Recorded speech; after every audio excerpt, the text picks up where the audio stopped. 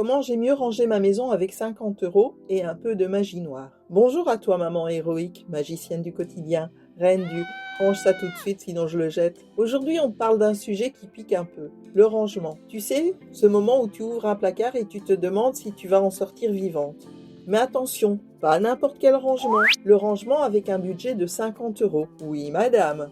Pas 500, pas 150, 50 €. C'est-à-dire à peu près le prix de 3 menus enfants au McDo, un chariot de magasin rempli à peine à son quart, ou plus ou moins 2 semaines de cantine. Et encore. Et je te promets qu'avec ce budget, on peut faire des miracles.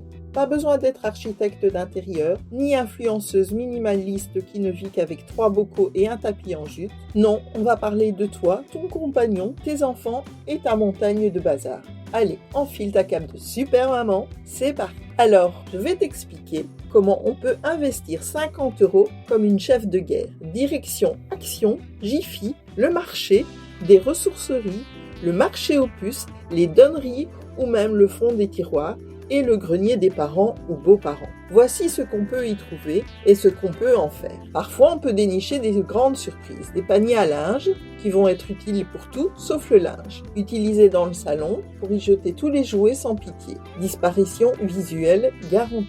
Des boîtes à chaussures customisées, on récupère, on recouvre d'un joli papier cadeau ou de chutes de papier peint, ça ne coûte rien et ça devient des boîtes souvenirs, crayons, figurines, un petit peu de tout. Les porte-revues pour les livres d'enfants, oui, les enfants ne lisent pas ces pavés, mais des petits albums rangés debout dans une boîte à chaussures, c'est net, visible et ça ne coûte presque rien. Les crochets adhésifs, 2 € les 10, on les met derrière les portes, dans l'entrée, la salle de bain, c'est le rangement vertical, vive les murs.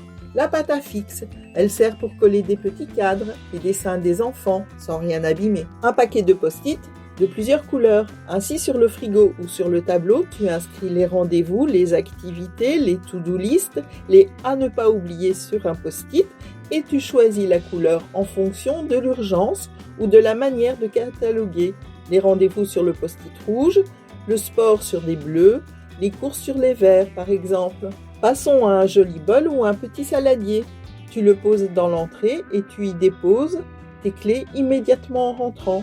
Ce réflexe évitera de te dire « mais où ai-je encore mis ces fichues clés ?» Alors, on peut parler aussi des idées que personne n'utilise et pourtant, elles peuvent être bien utiles. Passons aux idées originales, celles qu'on ne voit pas partout mais qui changent l'essentiel, comme les sacs de congélation à zip pour trier les puzzles. Marque le nom, colle l'image du puzzle et finis les pièces orphelines dans toute la maison. Les rouleaux de papier toilette pour y insérer les câbles. Tu plies ton câble, tu le glisses dans le rouleau et tu écris chargeur téléphone par exemple dessus. Et tu mets tous ces rouleaux dans une boîte à câbles. Les valisettes à compartiment pour les perles ou les mini Lego ou toute autre petite pièce. C'est super utile. Et tu as énormément de choses dans un tout petit espace. Organisation extrême à moins de 2 €, promis. Le tableau blanc dans l'entrée pour la liste des objets perdus. Quand ton enfant cherche par exemple son bonnet, écris « Louis cherche son bonnet ». Ainsi, si quelqu'un le retrouve par hasard, il peut dire « J'ai retrouvé le bonnet de Louis ». Opération recherche terminée. Par contre, si ton mari cherche sa dignité, là, je ne peux rien faire. Dans la liste, il y a aussi le bac à glaçons, le bac à muffins. Tu en disposes un ou plusieurs dans un tiroir et tu peux ranger tes bagues ou tes bijoux ou d'autres petits objets. Une autre astuce sympa. Tu prends des bouteilles en plastique ou des tétrabriques, nettoyées bien sûr. Tu les coupes proprement, toutes à la même hauteur. Tu les mets dans un tiroir et bam, tu en fais des séparateurs. Ainsi, tu peux ranger des petits objets, ou des chaussettes, ou des slips, des crayons des enfants, ton maquillage, des colliers, des bijoux. Vive le recyclage, c'est 100% conscience écolo flattée. Dans le même genre, tu peux utiliser des pots de yaourt en verre comme organisateur. Et là, tu peux y mettre des pinces à cheveux, des boutons, des trombones, des petits bonbons secrets que tu caches aux enfants, des épices. Et tu fais participer tes enfants, surtout quand tu customises des boîtes ou des conserves. Ainsi, ils se sentent impliqués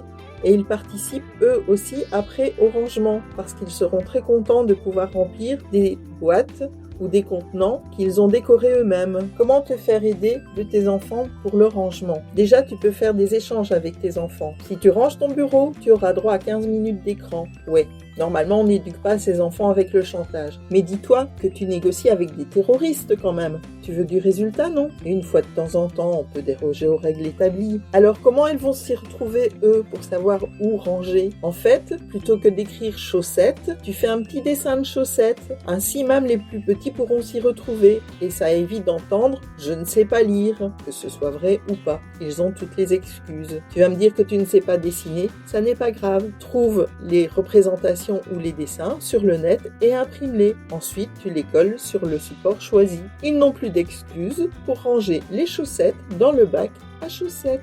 Parlons maintenant des bricolages malins et surtout pas chers. Une petite étagère à épices pour ranger les petites voitures. Tu sais, celles qu'on n'utilise jamais. Accroche-la au mur et aligne les voitures comme dans un garage. Ou les petites poupées ou les boîtes de jeux vidéo. Transforme les caisses à vin en bois ou les cajots de fruits en bois comme des étagères murales. Gratuites chez le caviste ou presque. Un peu de ponçage, de vis et hop, une petite étagère rustique chic. Tu colles des pinces à linge au mur pour accrocher les dessins des enfants. Ainsi, pas de cadre, pas de scotch qui arrache la peinture et ça fait une expo renouvelable. Les boîtes de céréales, tu les transformes en range-documents. Au lieu de les jeter, tu découpes une fente diagonale dans la boîte vide de céréales et hop, tu viens de créer un range-documents, notice ou dessin. Prends une planche à découper, transformée en tableau mémo. Tu prends une vieille planche que tu découpes, qu'elle soit en bois ou en plastique, tu la peins avec une peinture ardoise, 3 € le petit pot, tu ajoutes des petits crochets et une ficelle pour la suspendre. Et voilà, le mémo mural pour écrire la liste des courses ou le mot « ranger » en majuscule. Alors, et si on essayait d'optimiser l'invisible ? Le dessous du lit, c'est une zone de stockage sacrée. Tu peux y glisser des bacs plats, des sacs sous vide et hop, adieu aux manteaux d'hiver ou aux peluches géantes. Les sacs cabas ou les tote bags peuvent être utilisés comme des rangements suspendus à décrocher dans la buanderie ou la chambre. Ce n'est pas très Pinterest friendly, mais c'est pratique. Alors, un classeur pour y glisser toutes les notices et modes d'emploi. Oui, ces fichiers notices qu'on garde au cas où. Dans une pochette plastique transparente, pour un objet, tu mets le ticket de caisse avec la date entourée en grand du jour de l'achat, tu écris le nombre d'années de garantie et tu écris la date de fin de cette garantie. Tu insères dans la pochette le ticket, le mode d'emploi et les notices fournies. Chaque appareil ou chaque objet particulier a sa pochette plastique et est facile à retrouver. 3 € le classeur et la paix. Et voici 2 astuces pas chères, voire vraiment gratuites, à pouvoir utiliser. Tu t'achètes un minuteur qui coûte quelques euros. Tu le mets par exemple sur 5 minutes et tu ranges tout ce que tu peux pendant ce temps-là. Et si tu veux quelque chose de gratuit, tu utilises ton téléphone avec l'appli Minuterie. En plus, tu en profites pour écouter une musique très dynamique. Ça te donnera beaucoup plus d'énergie. Terminons par le 1 dedans, 1 dehors. Pour chaque nouvel objet qui rentre dans la maison, un doit sortir. C'est radical, mais salvateur. C'est logique et ça empêche l'accumulation inutile. Encore mieux, un entrant, 2 sortants, et là on tombe dans le début du désencombrement. Voilà, c'est encore une astuce gratuite pour le rangement. Est-ce qu'on a dépensé finalement nos 50 €? Je n'en suis pas sûre. La question maintenant est de savoir, est-ce que ma maison est devenue un temple zen après ces 50 € dépensés? Pas vraiment. Mais maintenant que tu as acheté quelques beaux contenants ou objets pratiques, tu ne perds plus tes clés, en tout cas plus trop souvent, parce que tu les trouves dans un beau bol et tu ne cries pas trop fort quand tu marches sur un Lego, puisqu'ils sont dans une boîte dédiée aux petits objets. Et tu n'achètes pas 3 fois le même cahier, parce que tu croyais que tu n'en avais plus, alors que tu les vois dans la boîte de céréales customisée. Et tout ça avec un petit budget et un peu de stratégie. Le rangement, ce n'est pas une question de perfection, c'est une question de survie mentale. Alors voilà, mission accomplie. Tu viens de découvrir qu'il est tout à fait possible de ranger sa maison sans vendre un rein, ni appeler Marie Kondo en visio, avec 50 €, un peu de récup, quelques détournements improbables et beaucoup de bon sens. On peut vraiment transformer le chaos en calme, ou presque. Et toi, dis-moi, quelle trouvaille de génie tu as faite? Tu as déjà utilisé des bacs à glaçons pour les perles? Ou un vieux classeur comme station de coloriage?